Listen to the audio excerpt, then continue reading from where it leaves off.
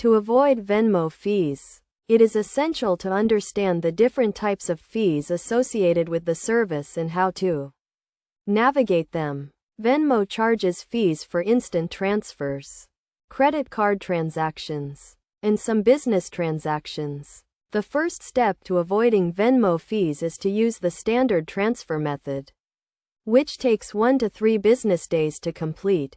This method is free and allows users to transfer funds from their Venmo account to their bank account without incurring any fees.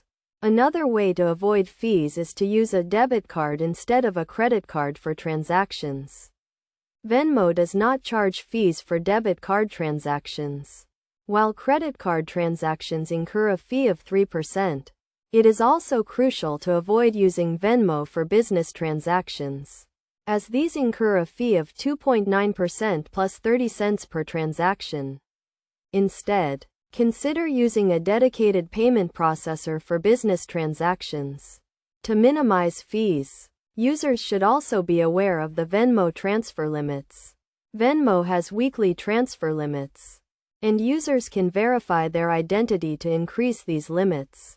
Additionally, users can avoid fees by linking their bank account or debit card to Venmo, rather than using a credit card.